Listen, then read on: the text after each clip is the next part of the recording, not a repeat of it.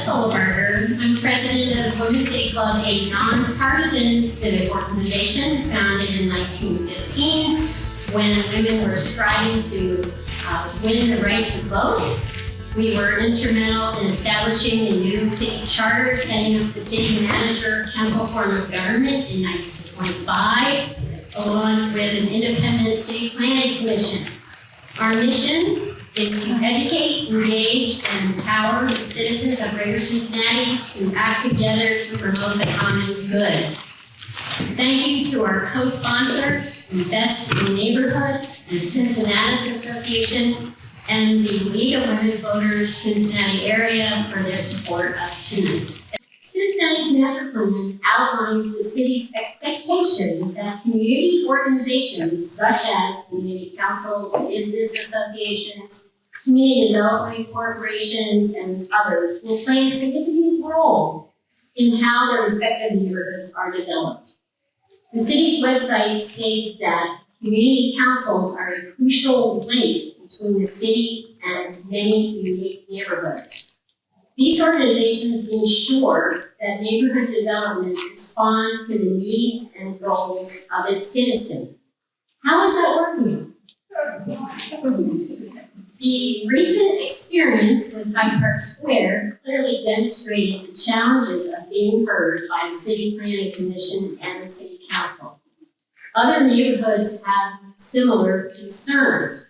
Some city officials have characterized community councils as an obstacle to development, and some community councils' input has been disregarded or ignored.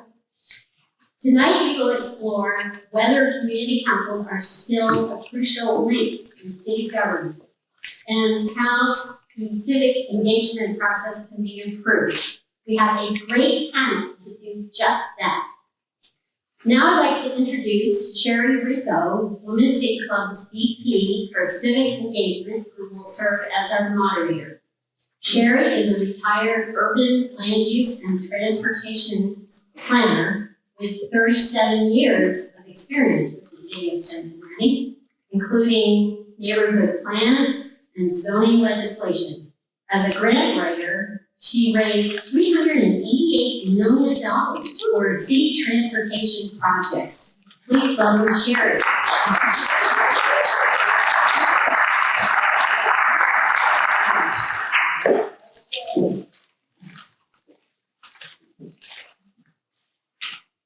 Welcome, everyone. It is my great pleasure to introduce our wonderful panel. You can find more complete bios in your programs. That's your shorter. Right. So I'm going to start right here on my left. David Mann, past mayor and council member. David served as the United States representative for Ohio's 1st Congressional District from 1993 to 1995.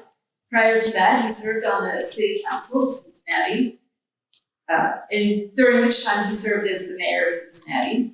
He taught at the University of Cincinnati College of Law and founded Mann & Mann, his law firm, with his son Michael, and has served on the boards of numerous charitable organizations such as Make-A-Wish Foundation and the Peace Corps Food Bank.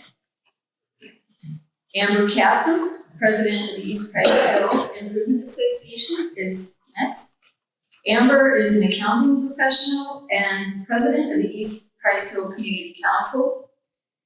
Grounded in the lived reality of losing friends to the opioid epidemic and gun violence, she channels her grief into activism that demands accountability, quality control, and meaningful results in her community.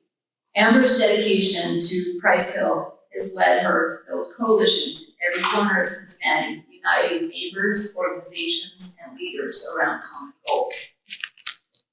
Next to Amber is Jacqueline Edmerson, president of Bonneville Community Council. Jackie holds a Master of Social Work from the University of Cincinnati and brings a wealth of experience in community engagement. She serves as the Director of Clinical Services at Cincinnati Works and collaborates with local stakeholders to deliver vital mental health services to families facing poverty and behavioral health challenges.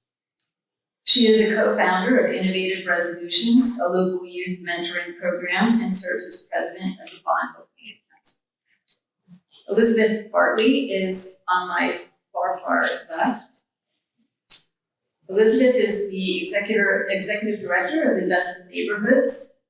Invest empowers community councils and their resident members, volunteers, and related community organizations. They increase their capacities and competencies for city neighborhoods. Elizabeth has served on Invest's Board of Trustees, chaired the Neighborhood Summit since 2015, and served as co-chair of the Engage Cincy Action Team, or ECAT, and worked for Western Curve on revitalization of the Western Historic Business District. Welcome. Please give a round of applause for our panel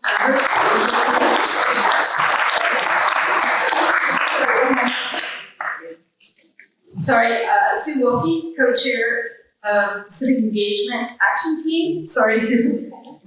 Sue had a 21-year career in logistics at Human Resources for Procter & Gamble. She was twice elected to the Sycamore Board of Education. And upon retirement, she worked in the nonprofit sector as executive director of the Coalition for a Drug-Free Greater Cincinnati, the Alzheimer's Association, and the Leadership Council of Human Services Executives, and also as the COO of the Free Store Food Bank. She served on the Northside Community Council in her free time, and is a Women's City Club board member who recently co-chaired the Civic Engagement Action Team, developing measures to improve civic engagement for the city of Cincinnati. So we have a great panel here tonight to talk about the crucial link that community councils play, neighborhood community councils play in city government. So we'd like to start with a little historic background. And I'm gonna start with David Mann. Let's talk about, from your experience, when were community councils first created and why? And what was their relationship to the city like?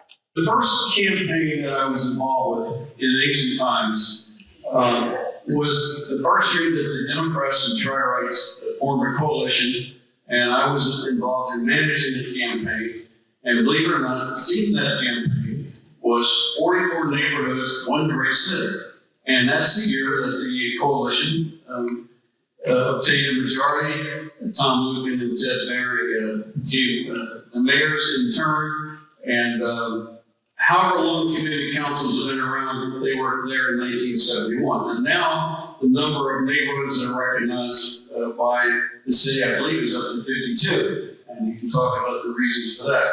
But I do believe that the role of community councils and the relationships between the city and community councils has continued to evolve. And I had the privilege of seeing some of that change during the times that I was a member of Cincinnati City Council. First of all, community councils are supported by, nurtured by, encouraged by the city in ways that didn't exist in 1971. It's all has occurred since then. Secondly, there are lots of mechanisms the city has created with all their failings and difficulties that enhance the role of community councils.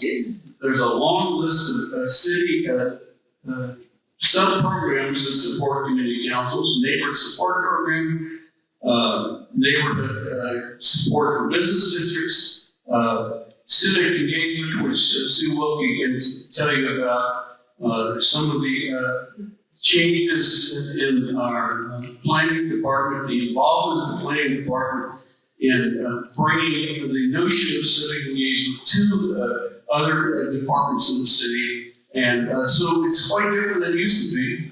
It is not perfect. And as I said the other day on VXU radio, no matter what you do, at the end of the day, fundamental decisions are by charter, by law, given to the city council. And the city council does not always get it right.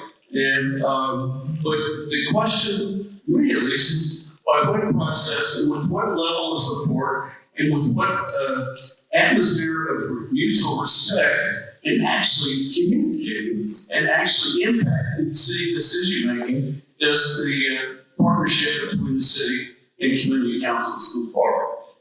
It's a lot better than it used to be.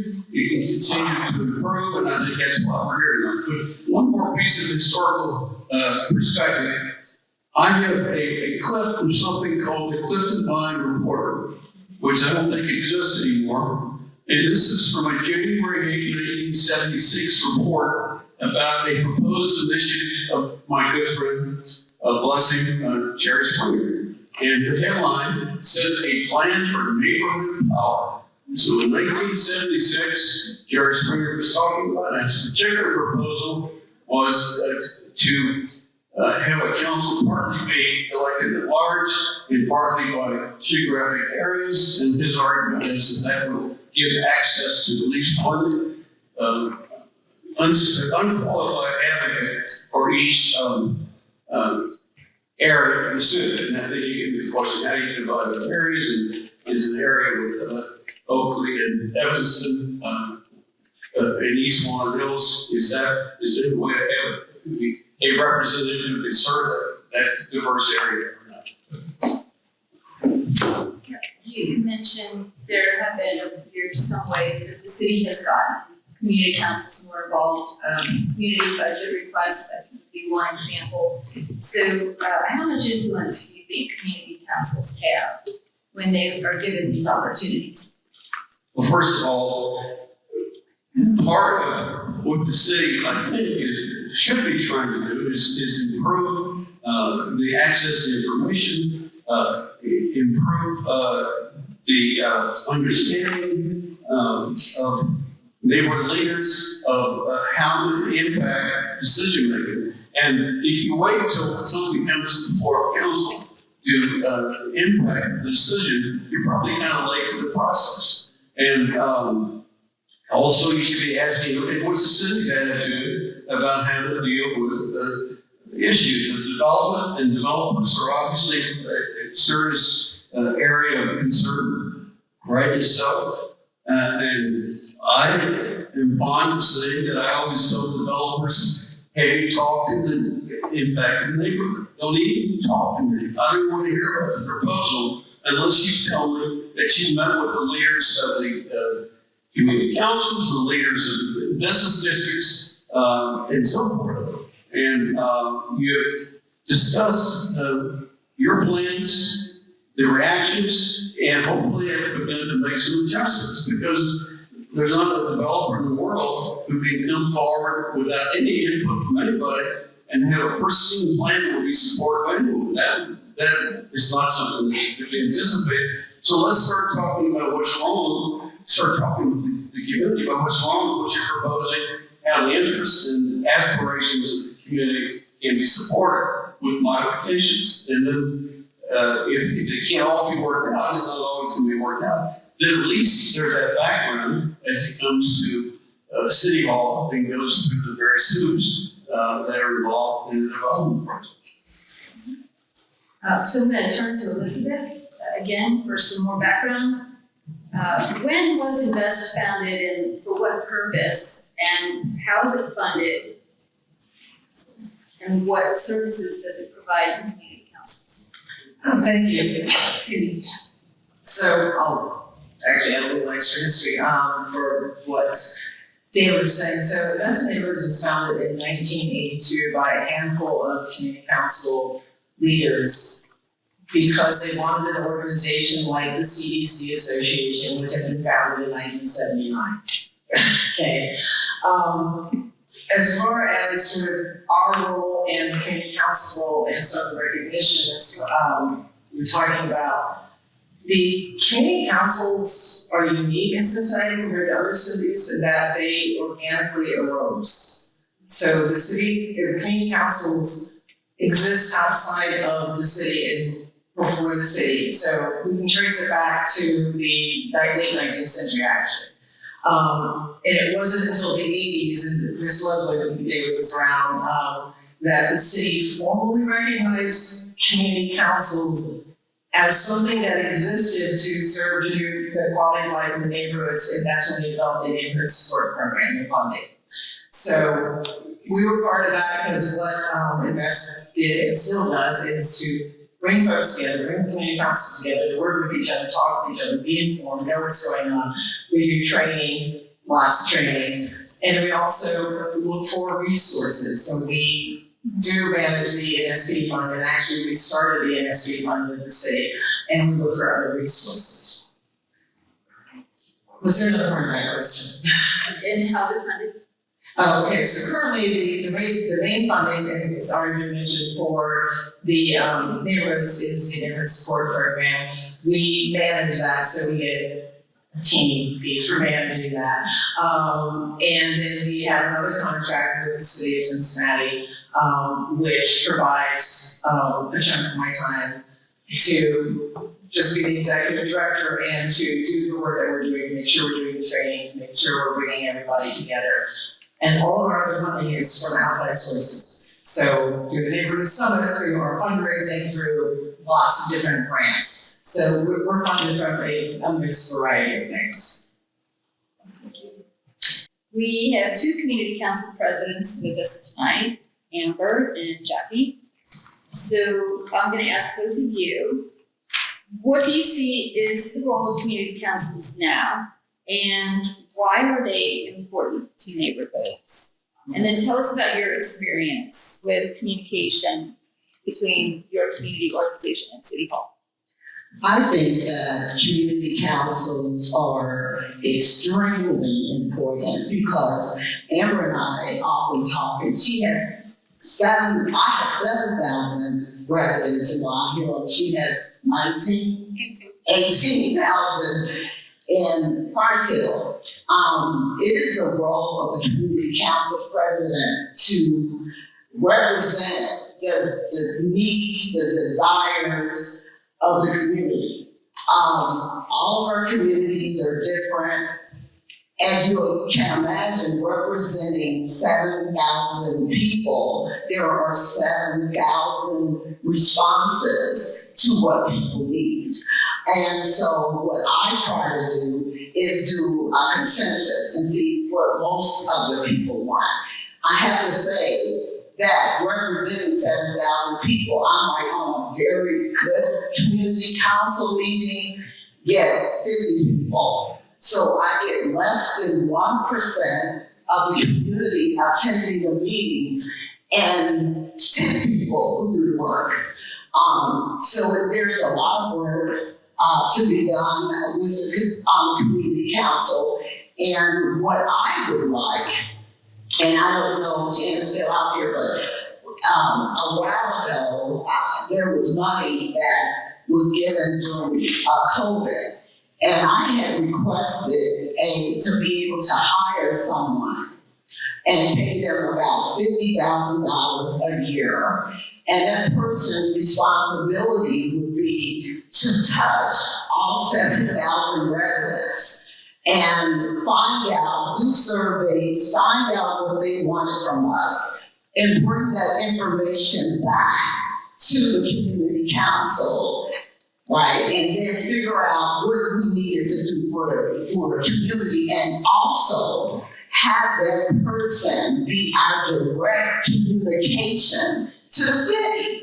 Because the city has people working for them. We have about, again, 7 people who do all the work in Bond Hill. And because I'm a social worker, I kind of know how to use my resources when I really need them. But I really think that there's a disadvantage to border communities. And you all know, I talk to people all the time. They say, well, I'm a parent, and there's only one parent that comes to the parent meeting. So that's just life in a big city, I guess. But I think that we're at a great disadvantage in terms of our access and communication and influence over city council. I can say that I feel that some listen, some don't. I think that some city council members have in their head how they want the community to move and to go. And no matter what you say they are, how much you beg, they're gonna move in the direction that they want to move in. And so that's unfortunate, because I really think that they work for us. But I think that that's something that a lot of people aren't getting these days. They don't know who they work for. And so I don't really know what to do about that, other than to continue to speak up, continue to be involved, and continue to let people know how you feel by how you vote. That's all we can do. Jackie, thank you. I can get long, but I am so right. Yeah, thank you. I think the same question goes to Amber. Why are community councils important? Yeah, what was the second part? And how is your experience with your communication with City Hall? So, why are community councils important is because we are the lowest form of democracy. And we actually take motions from the floor. We have direct communication. We work with each other. We don't just talk at each other, which is, I think, council says, we're listening. You're not working with us, and you're not responding to what you're hearing. So you're actually not listening is how I feel. I also don't, just in the past 4 years that I've been super involved, and I got involved because I had a crack house across the street from me. I had to hire an attorney to get the city to enforce just my peaceful enjoyment, my safety, the sewage that was running down the children's bedroom, who lived in the slumlord's property, right? So when we talk about community councils and their role, I think for me in my neighborhood, whereas maybe in other affluent neighborhoods that have more voters and have more revenue generating activities, I would say that we're fighting for basic rights that I shouldn't even have to stand up and ask for.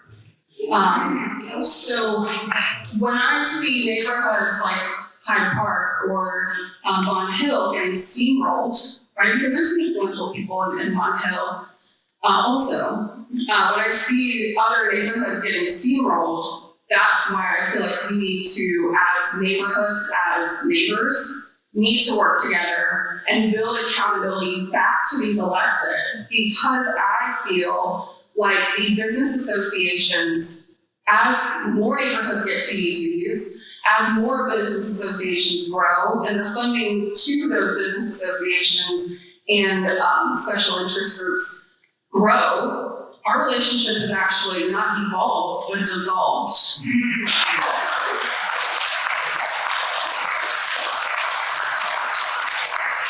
So when I hear people say neighborhoods shouldn't wait to hear the decision from the floor, well, when you guys at the city are announcing a 150-page legislation and giving us 6 weeks to respond to it before you vote on it, and not even let us know when you're voting on it, right? We have to watch the Legistar and see what's going on. We're in a constant state of scrambling and distrust.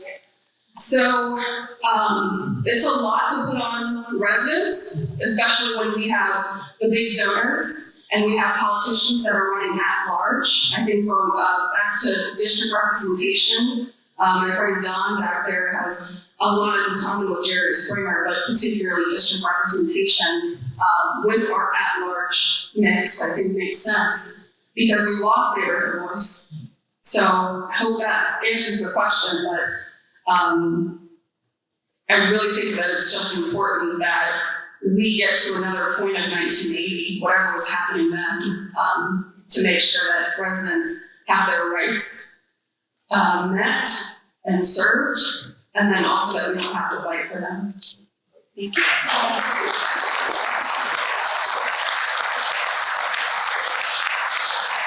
So with a little bit of background behind us, maybe we can turn towards solutions, and we're going to look to Sue and Elizabeth. Sue, you spent several years working on the Civic Engagement Action Team. Tell us about that process and what the Civic Engagement Action Team recommended to improve communications between residents and City Hall. And do you think it's being followed?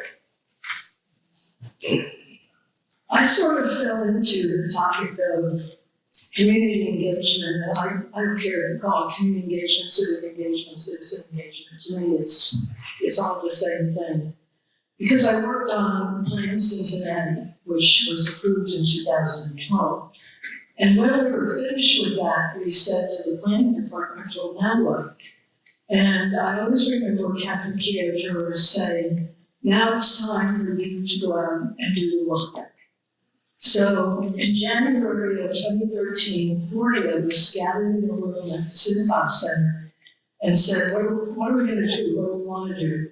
And in that group of 40 people, we represented 19 civic organizations, 19 community organizations, and a larger number of community councils. So we had very broad representation. And I want to quote something here because I think it overarches what community councils do as well. And according to the plan, it says, when people feel like they are truly a part of their community, they are more than likely to feel optimistic and actively participate in improving their neighborhood. When all of our residents are involved and creatively engaged at the neighborhood and city level, our city can be extraordinary.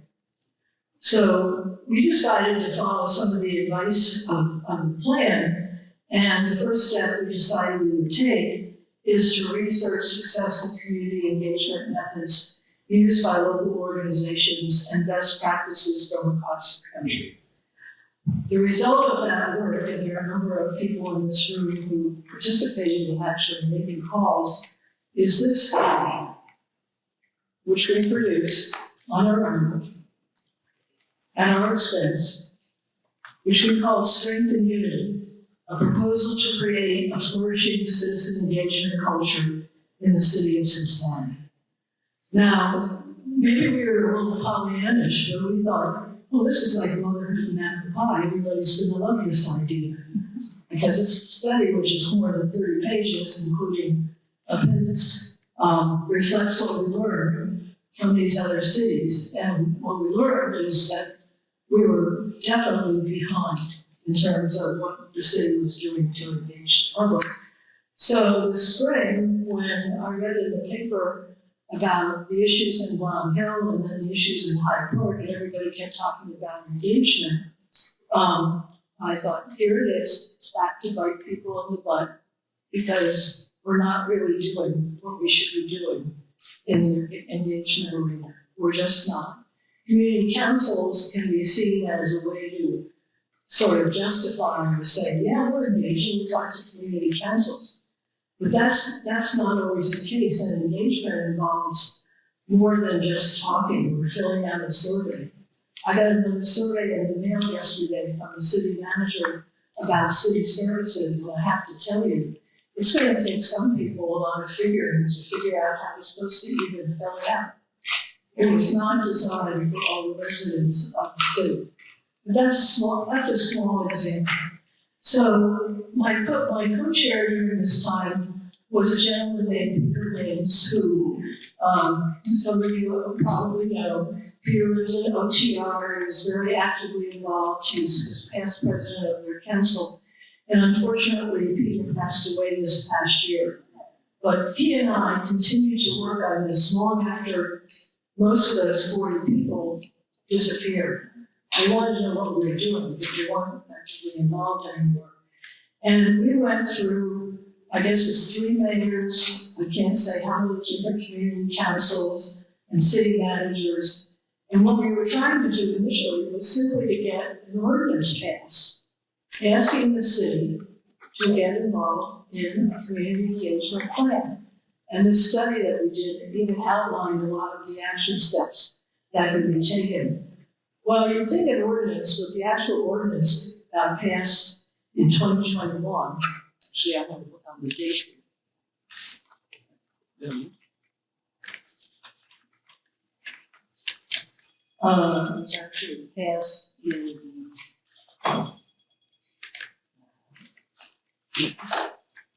it was signed by Mayor Cranley in September of 2021. So when we started in 2013, we never thought that it was going to take this long simply to get an ordinance passed, calling on the city to do what it needed to do with civic engagement, community engagement, citizen engagement. So it was sort of like a, what do you say, not really a victory, but at least something that happened. So, And can I interrupt you? Did the ordinance ever get accepted? Like you and Peter get acceptance about implementation? the ordinance was accepted. But the implementation part of it? Yeah, well, not all of it. It was certain parts were accepted and others weren't. Then, we waited for a while for something to happen. And finally, the city did hire 2 people to work on this. And they spent a year to 2 years coming up with things. They did go out and meet with neighborhoods. The one they had in Northside was so controlled that one of our very active members got up and left because we said, you don't want to really hear everything.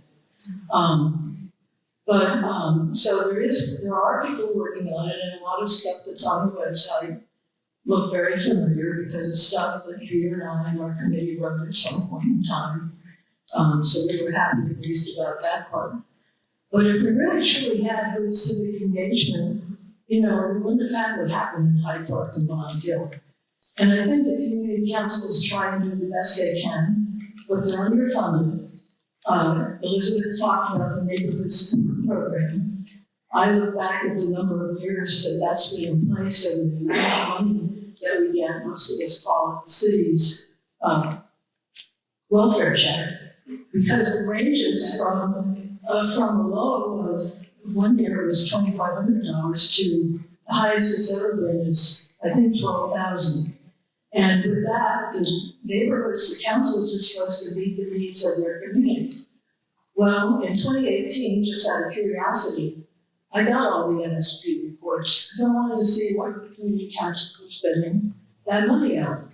And the 3 largest things that community councils were spending their money on, and I bet you it's still true today, were landscaping and beautification, marketing and communication like newsletters, and specific issues that might have come up in your neighborhood. And then there was a lot of other little things, but those were the largest blocks of money in that year. That's where it was spent. And I can see from my neighborhood, that's still where it's being spent. So NSP may fund maybe the funding to the councils, but it's not enough money to do anything, really, when you think about it. So, and at one point, we recommended that we create a department. We take community engagement out of planning, which I think it should not be in, and create a separate department, this Department of Community Engagement and Investment, and bring together the various sources of funding that do go to the city, and try and work it from that direction. There are a number of people in Cincinnati who are experts in community engagement and ways to engage groups.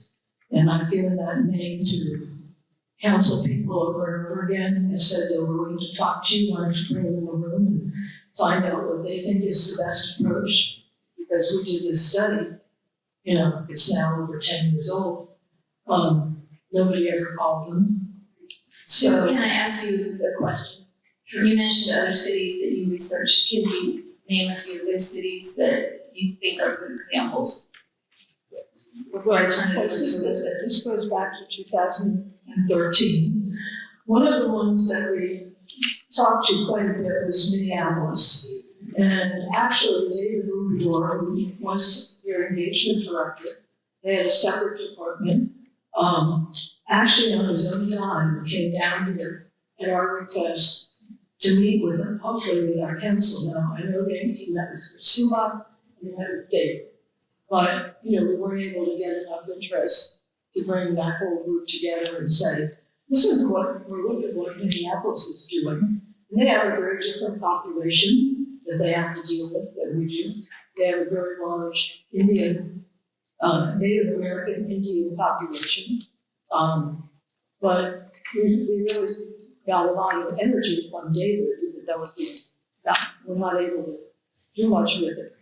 So the cities that we called were Austin, Texas, Charlotte, North Carolina, Chattanooga, Tennessee, Cleveland, and Columbus, and Dayton, Indianapolis, Louisville, Minneapolis, Montgomery, Ohio, which, believe it or not, had some very good processes in place, New Orleans, Las Vegas, Pittsburgh, Portland, Raleigh, San Antonio, San Jose, California, St. Paul, Minnesota, and Seattle.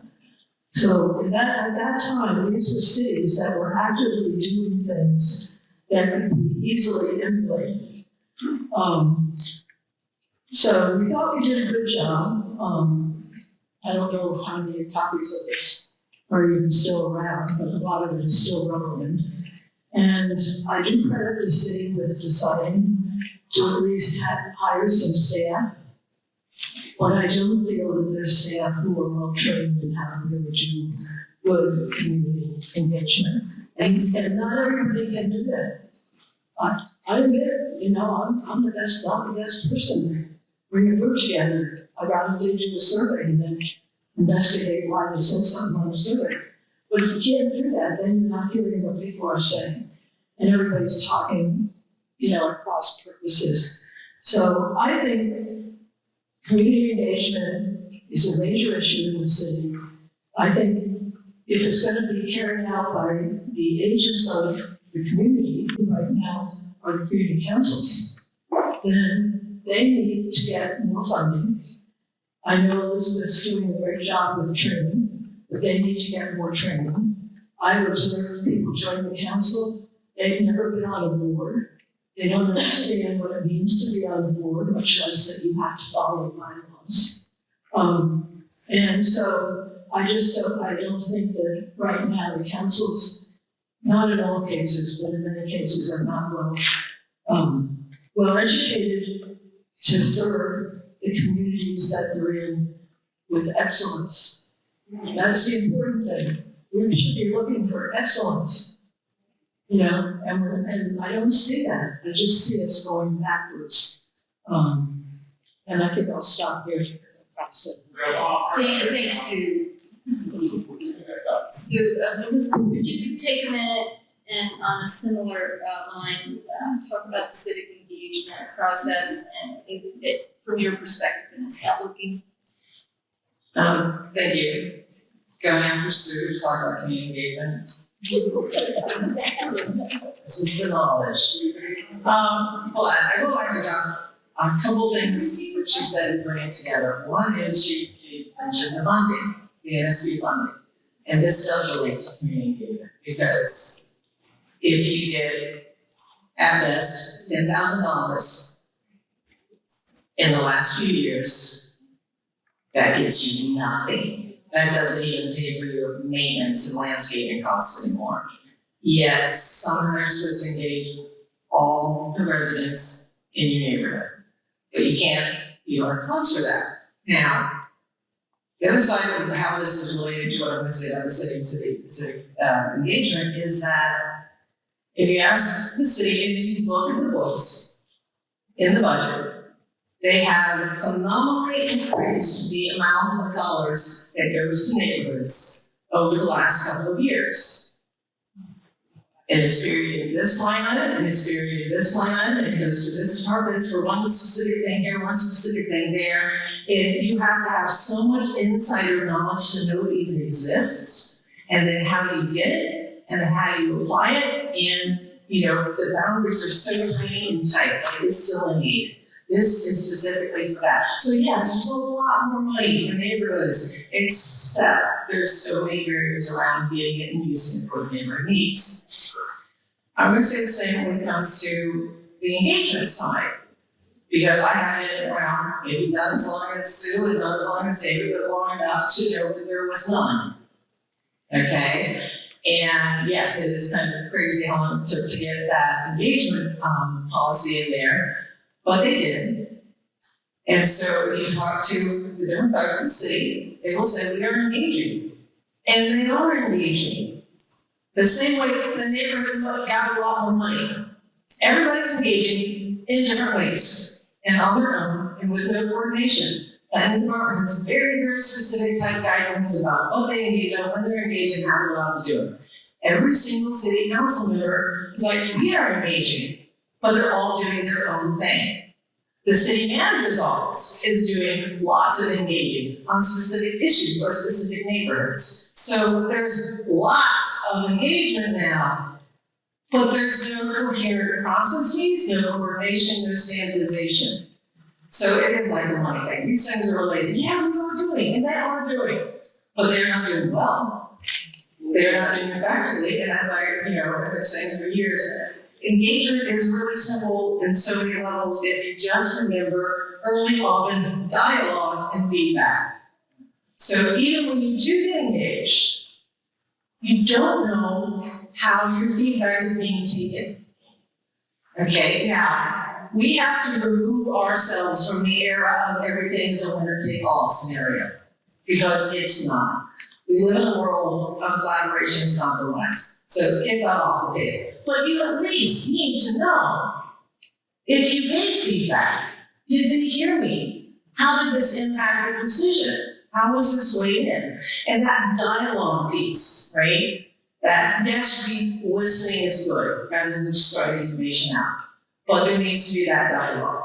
That's how we actually find the real solutions and let the neighborhoods drive what these important issues are, these needs are, is through dialogue and then give that feedback. Thank you. So let's talk a little more about solutions. And I'm gonna ask all panel members to take a minute and answer this question. How can the capacity of community councils be strengthened? I think you touched on it a little bit, but let's try to come up with some concrete examples on how community councils can be strengthened, implementable. I'm gonna take a stab at this one first. The first thing I wanna say is that this question's framed in a way, not to be insulting, but it's very much not ask what your country can do for you, but what you can do for your country.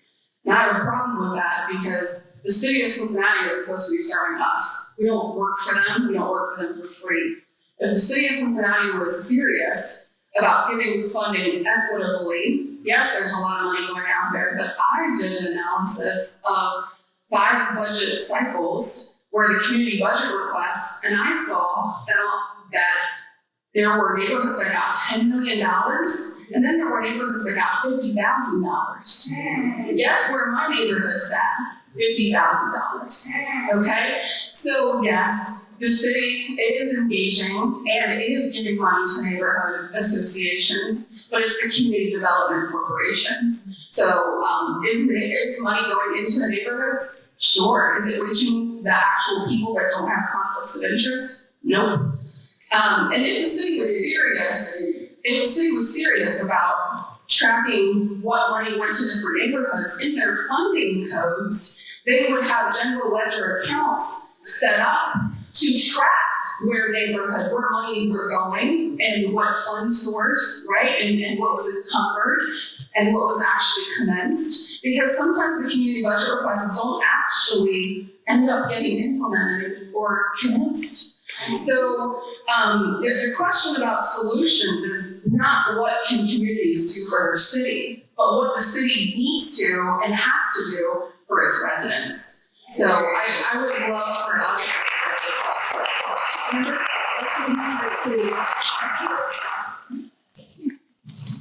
So, I'm sorry, I could have said this to all the panel members. The second question that everybody will have a chance to answer is, how can city council be more responsive to neighborhoods? So we'll continue and talk about how can community councils be strengthened, and then we'll come back to the very important question that Amber raises, which is, what can council do to be more responsive? If you want to answer both together, that's fine. When you're talking about council, you're talking about city council now, right? Well, how can we strengthen the capacity of the community councils, and what can city council what can the city of Cincinnati council do to be more responsive? So a two-way question. Well, the first thing I'd like to see is, according to the ordinance that we passed in 21, the city is supposed to issue an annual report on the results of their engagement activities. To my knowledge, there has been no report issued today.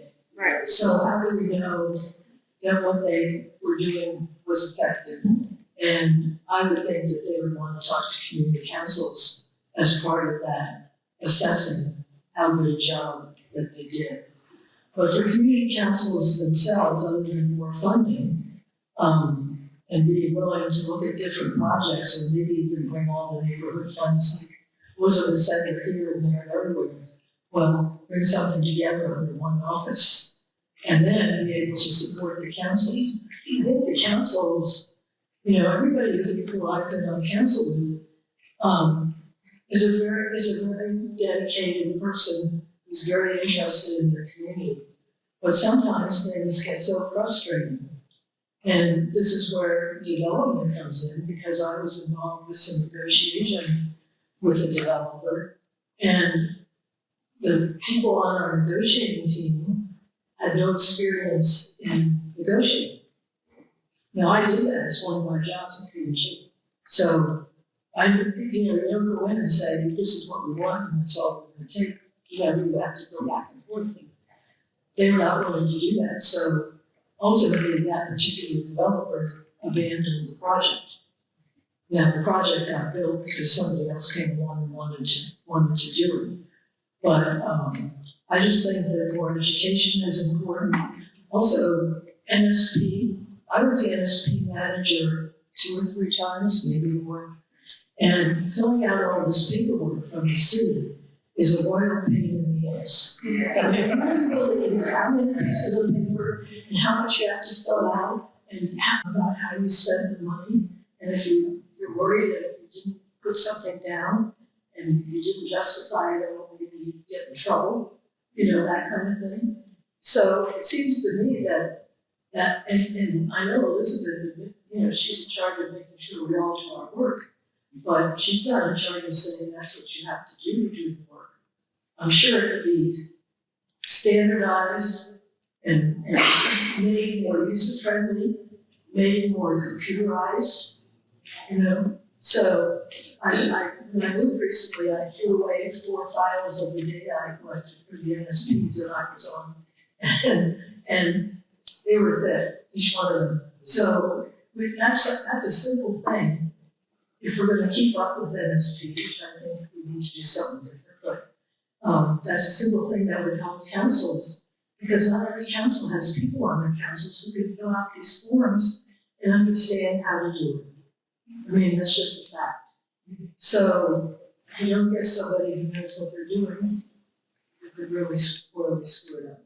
Jackie, would you agree with that? Yes, I agree, but I also want the city council to look at equity over equality. Okay, equality means everybody gets the same resources and opportunities. You get 10,000, you get 10,000, you get 10,000. We want equity. If Mount Washington needs the 10,000, that's fine. But if Bond Hill needs 120,000 plus someone to help us manage it, that's what we need. I think that how the city moves is a one-size-fits-all. Because if they could give Mount Washington or Hyde Park $10,000, and if they have a strong CDC that can do the beautification, then that's just extra.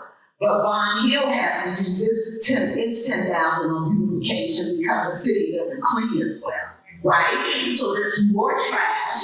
So we have to take our weekends and pay or take our beautification monies and get our residents to clean up on Saturdays, in addition to watering and getting our flowers together and just everything. So there cannot and should not be a one-size-fits-all response to communities. That's equality. We want equity. I'm glad that you brought it up because I do think that is the number one issue when we're talking about the capacity of community councils, is the disparities across community councils. Not every community council can mobilize like Hyde Park. Actually, most of them can't.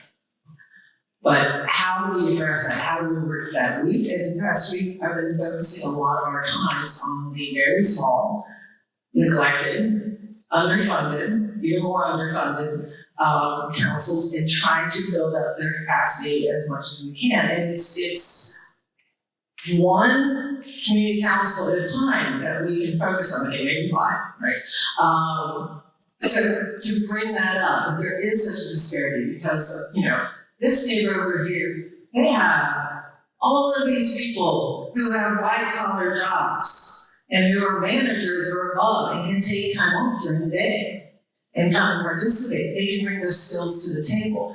This one over here, they don't have that. They just don't have that demographic in the neighborhood. And so, your geography actually makes a difference. And how do we address these disparities across the community councils to bring up the capacity of the majority of community councils that aren't over here in terms of their capacity?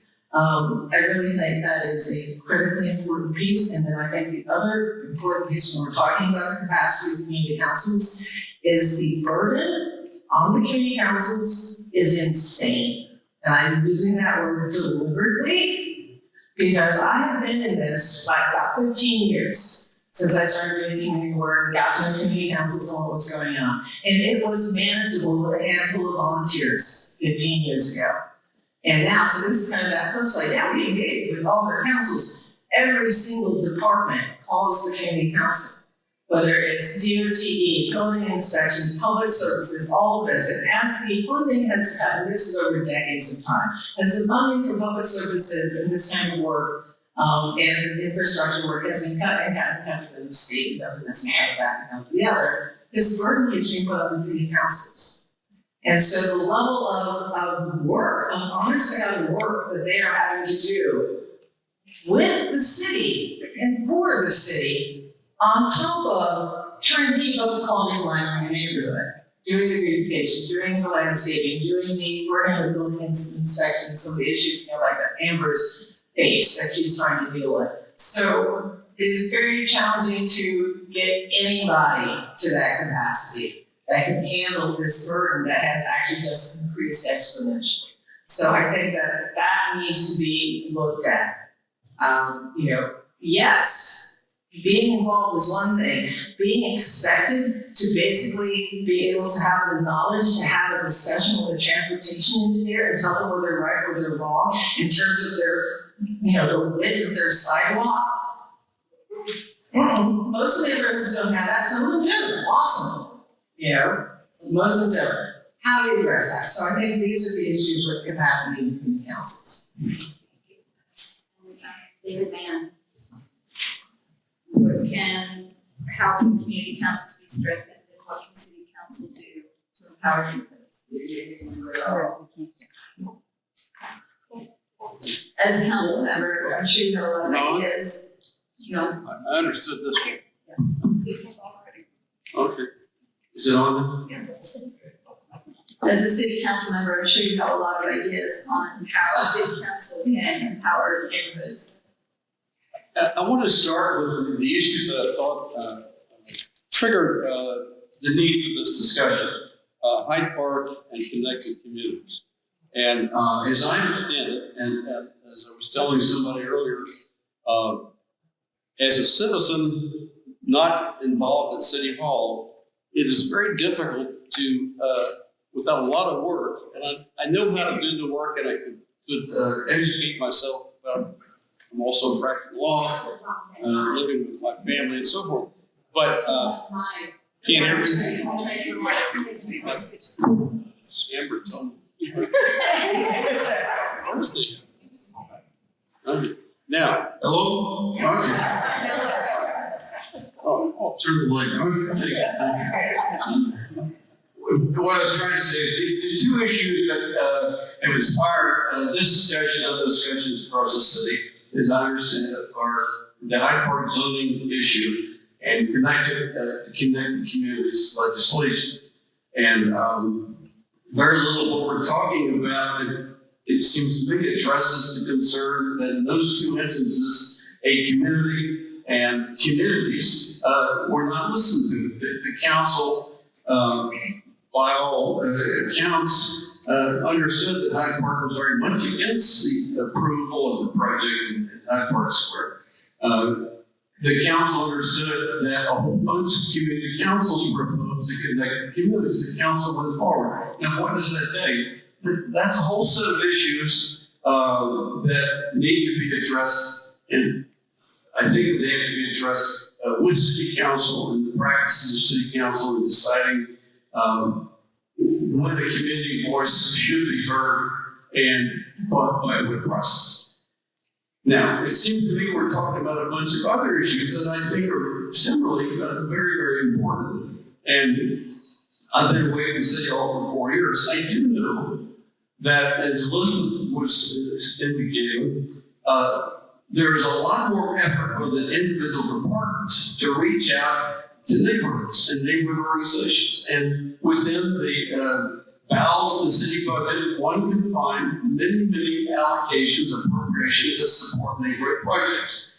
Now, the main issue that I've heard of the discussion in the last 15 minutes is how a community council of non-professional volunteers can stay informed and involved in that. The city's answer, and I guess it's a financial answer, is to keep coming to the community councils. What do you think? What do you think? What do you think? And that's a lot better than it used to be, but that doesn't mean it's easy. Now, can the day come that there'll be enough money that serious support financially can be given to each organization? I don't know. They have a lot of demands on the budget. That presents a problem. But I do want to celebrate the good news. Without, for a minute, indicating we have a lot more to do.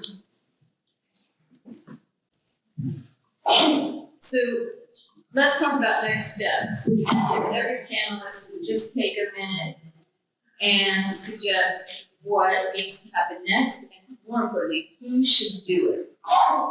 If we leave here, what can the City Club do? What can the councils do as a next step? Since I've been going first, I feel like it's the responsibility of people that are in the room to name and shame what's going on in the press and let them really feel it, let the politicians feel it, because I feel like we've been so incrementalized and co-opted by the breadcrumbs that City Hall gives community councils or neighborhood associations. And I think just getting to operational quality standards that can be tracked and measured, and also making sure that in every question that's asked or every development, what is the harm and who is being harmed? And I feel like that's often overlooked. And then also the harm is then placed on the community councils, is then placed on the neighbors to remedy. And we already have outstanding issues that aren't being addressed. So I would ask that us residents who are told that we are impediments to development, which we've been said, that has been a quote coming out of City Hall on the dais. They said that. They were bold enough to say that, the city council was. They were bold enough to vote against Bond Hill. They were bold enough to turn down resident parking in OTR. They were bold enough to make these decisions for the developers because I feel like they are building their resume for their next job and their donor list for their next move. So we have to damage that reputation and make sure that that trend ends, maybe even along with their careers.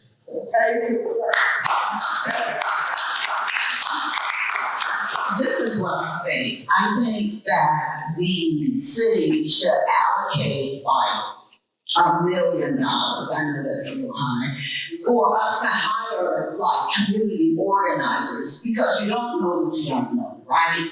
And so we need people who can galvanize the people in the communities. I'm happy that Save Our Neighborhoods has developed. So it's an opportunity for neighborhoods to get together and advocate for themselves.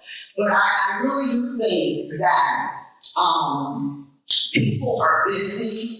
A lot of people are disassociated and disengaged from the community councils because they don't think that they have a voice. And that work is going to have to be, it's a heavy lift.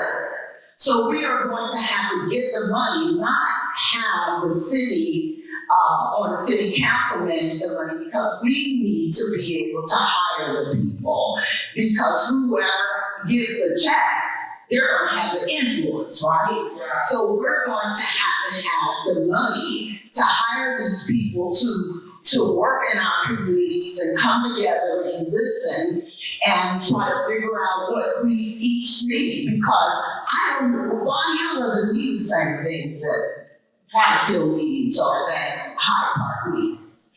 I don't want Bonnie Hill to be Hyde Park or Price Hill. I want it to be uniquely Bonnie Hill. And so given that I would like someone to come and help us to be able to raise the issues that are specific and germane to Bonnie Hill and have the city help us. Because it's just like with the election and everything, people need education.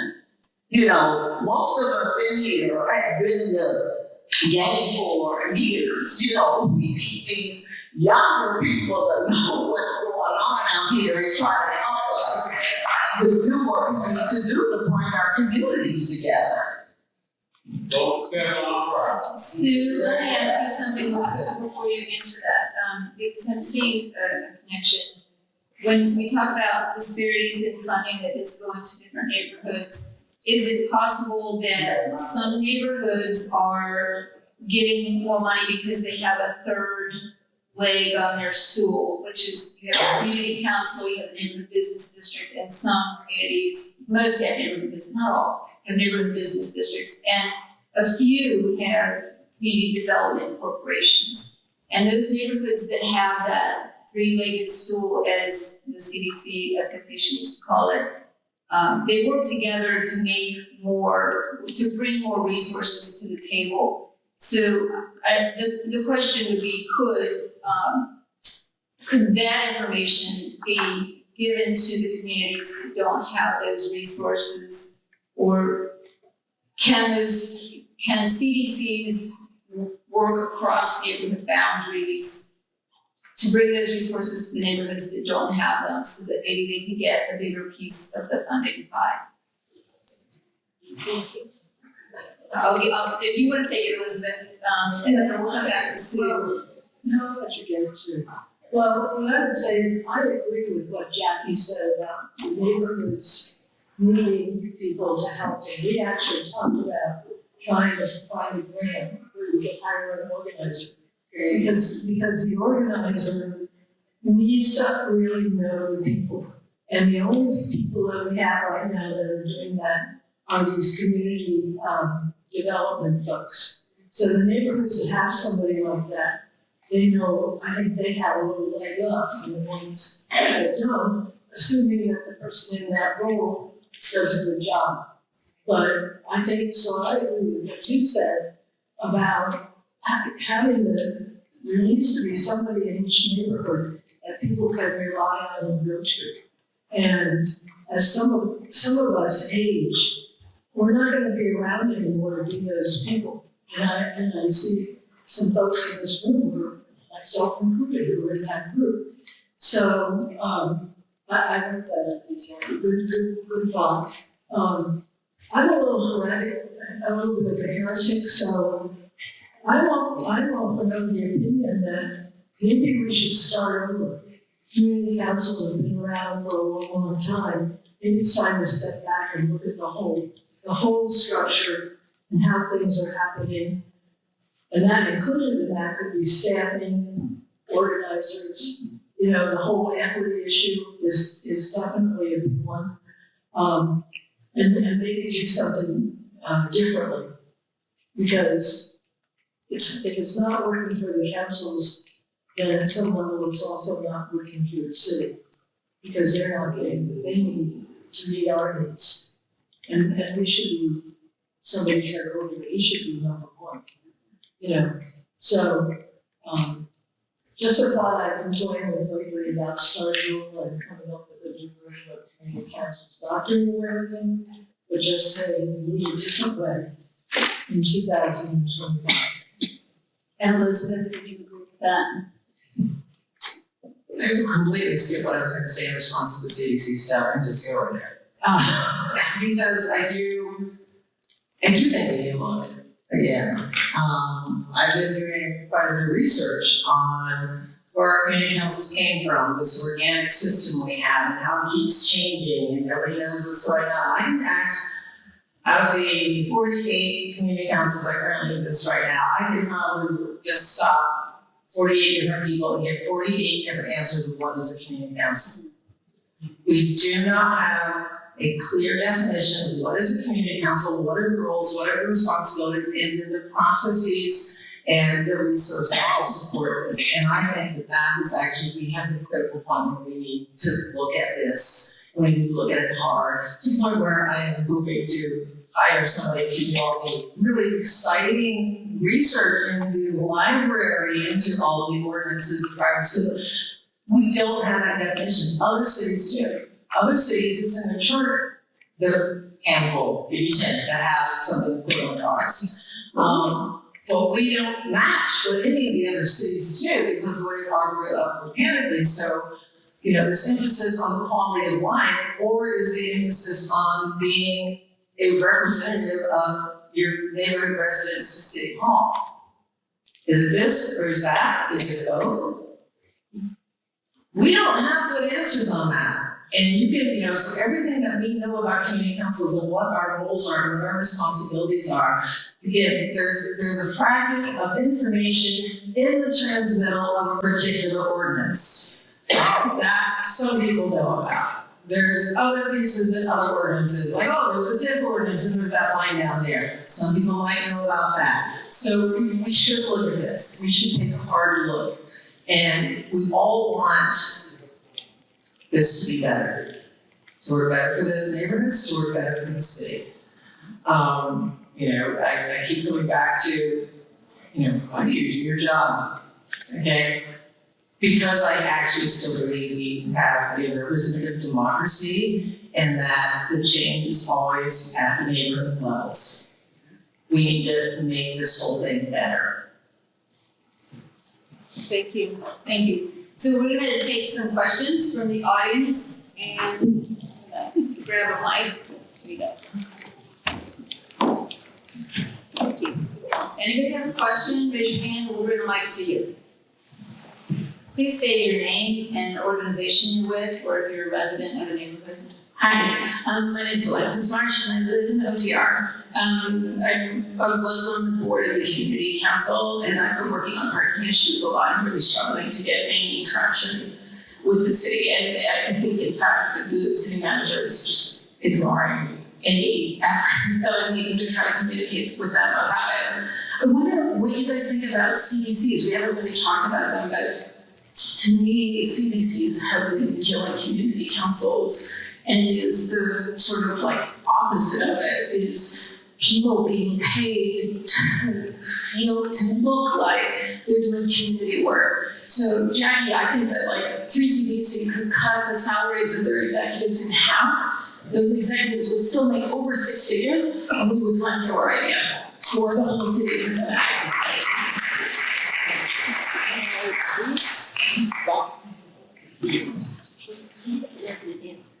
Von Hill just voted to implement a CDC down whatever that town. Watch the vote.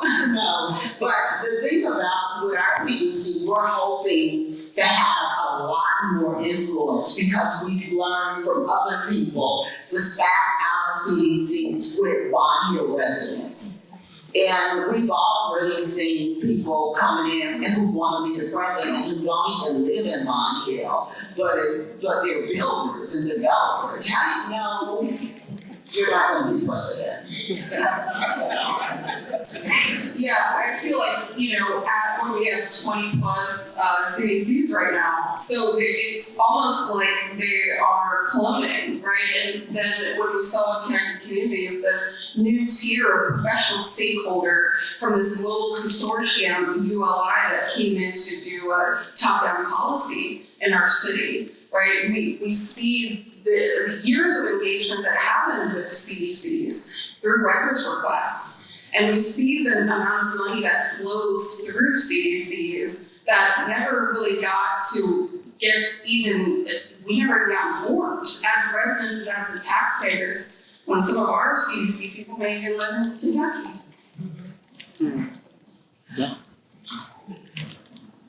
So I'm gonna go back to the 3-legged stool. When I started doing this work, I was in Westwood in community work, and I actually was for Westford, and we did the redevelopment of the town hall area, which is awesome. It just is looking fun over there now. But in that particular instance, we worked extremely closely with the community council, the historic. They didn't have a business association, but we had about 3 businesses at the time, but we spent a lot of time talking and working with them. And literally, like, a once a month meeting of all of us together to make this happen. So, 3 CDC, you can't really even, they are in a different universe. But the local CDCs, the majority of them do very good work, and they are doing it for the community. And the ones that work well, the neighborhoods that it works really well, they are working together. CDC, the business associations, the community councils. Now, we have business districts, but we don't have a lot of strong business associations. Now, here's the rub, right? Can every neighborhood have a CDC?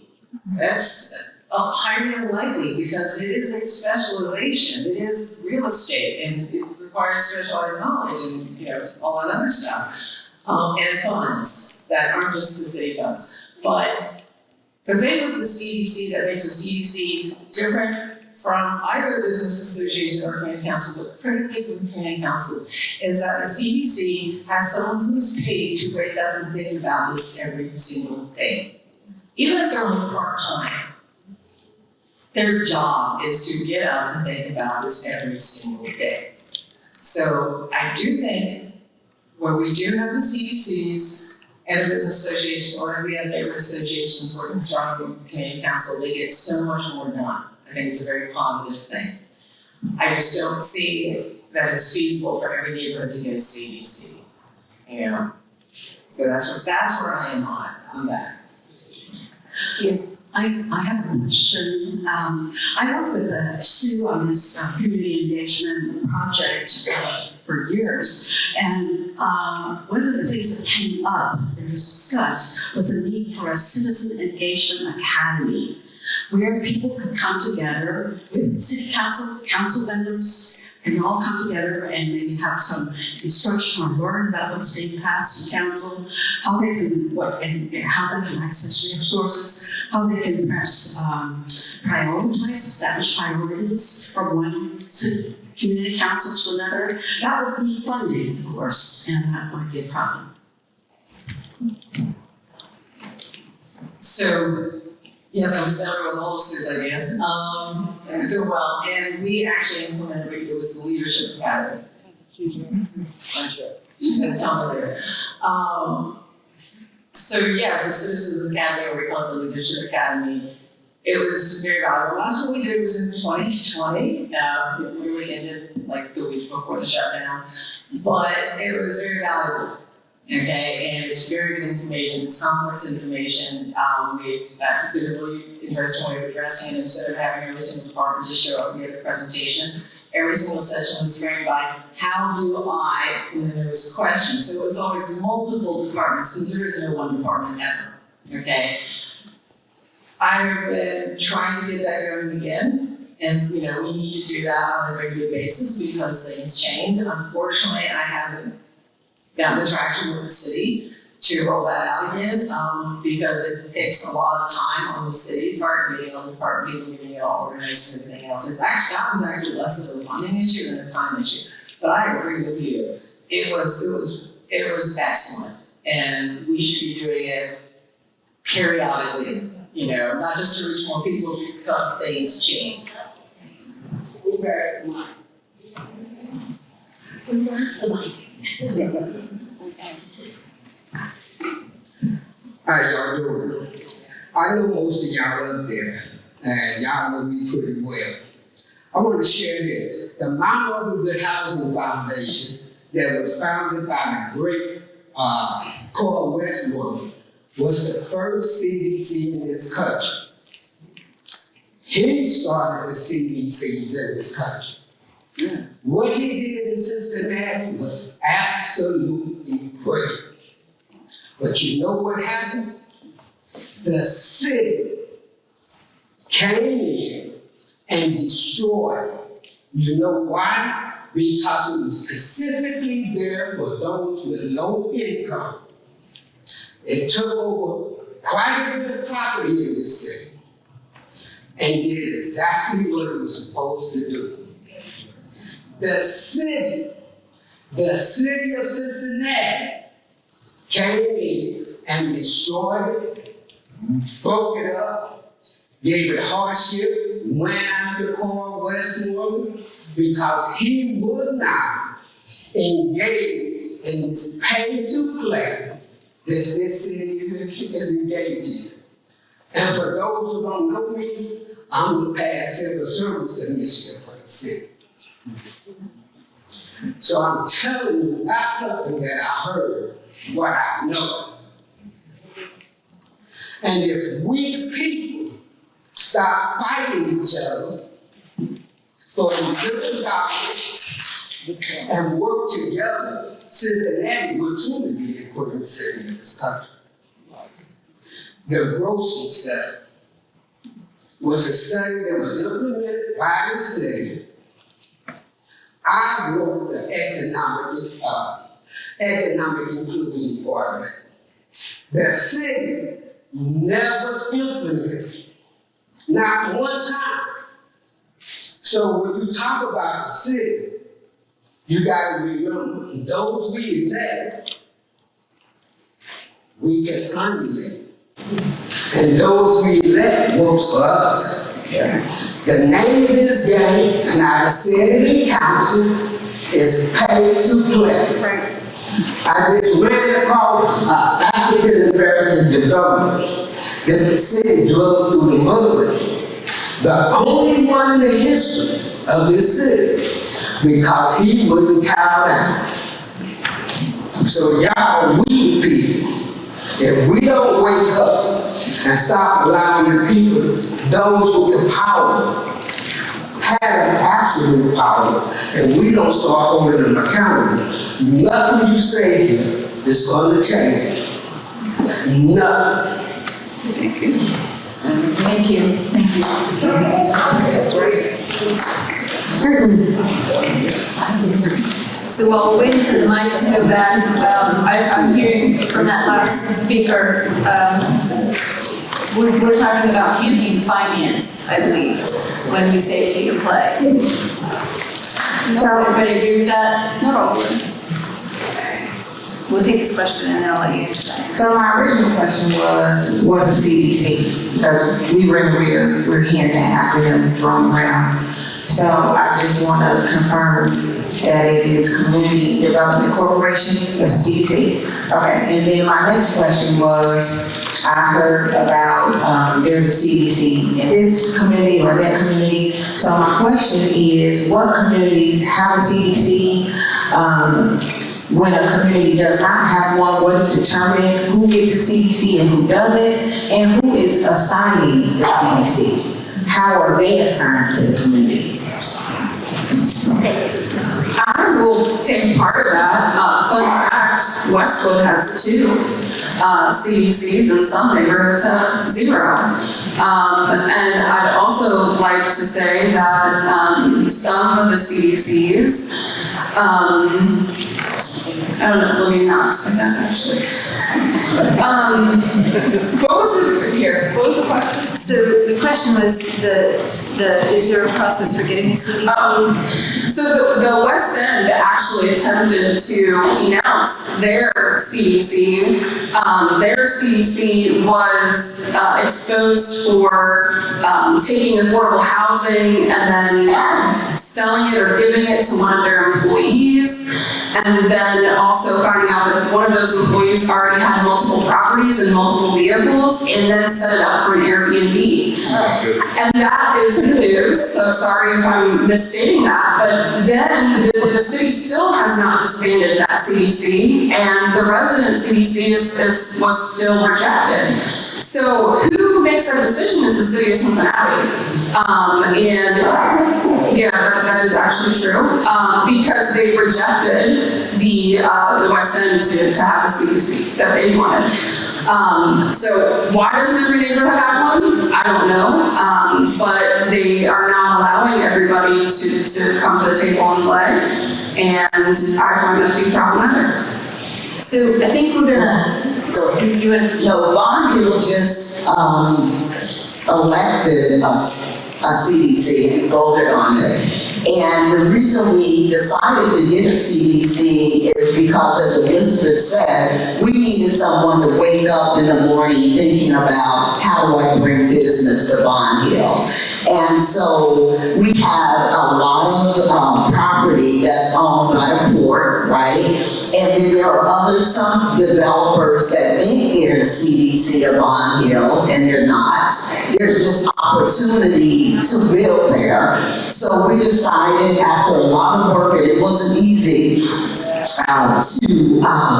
to implement a CDC in Bond Hill, and already I'm getting nervous about it. But the one thing that we did do is to make sure that most of the positions would be filled by Bond Hill residents. and Jackie, would you hand the mic to David Mann? I heard you say something on the radio program the other night about an example in the West End, and I think it would be good to hear that. Sure. This was the soccer stadium, and the initial opposition of the Western Community Council. Of course, the soccer stadium was between 2 neighborhoods, West End and OTR, and there were different viewpoints in the neighborhoods. But in the West End, FCC, led by Jeff Purdy, who had experience as a member of the city council, took my advice to engage seriously with the West End Community Council, with the assistance of Mark Mallory, who was working with FCC, and at one point, the West End Community Council said, we need a professional attorney to help us go through this path and maybe end up with a community benefits agreement that will work for us and FCC. And I said to Jeff, I've known him a long time, in my opinion, FC should compensate the attorney that will serve the West End. The West End should decide who that will be, and with some reservations, Jeff decided to do that. And later, after the community benefits agreement had been negotiated and the project went forward, Jeff said, I was concerned what you were asking for, but it worked out very well. And it was a path that was positive. And now we have a stadium which is welcomed and is benefiting and continuing to benefit the West End. Not for everyone at OTR. No. What? Not for everyone at OTR. No. It's done now, we have to live with it. But it's just not a positive picture for everyone. Well, that's my take on it. I'm gonna skip ahead. I had one last question, but in the interest of time, I know Beth would like to say a few words, final words. So I just want to, on behalf of this exceptional panel, I thank you, the audience, for coming tonight and spending this evening with us. We invite you to share any other ideas or suggestions you have. There are index cards on the chairs. You can fill the card out and submit it. The Women's City Club would like to take that information and take this to the next step. Thank you. Thank you.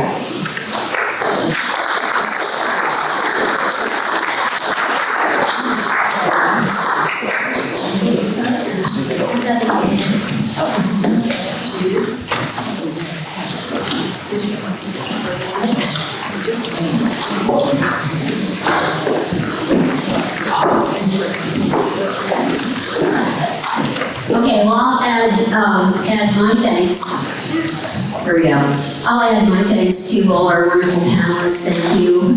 Thank you, Sherry Rico, for moderating the panel. I'd like to thank the Women's City Club Program Committee, especially Lori Frank and her husband Denny, who worked so hard. Our co-sponsors, Invest in Neighborhoods, League of Women Voters, and Cincinnatus, and all of you for coming. Hope that you might consider becoming a member of Women's City Club. We have a panel coming up on November 18th on preventing hunger, and we're bringing a speaker to Cincinnati in March, Gina Delafonte, who is the daughter of Harry Belafonte, a civil rights activist. So watch for news about that. So thank you all for being here.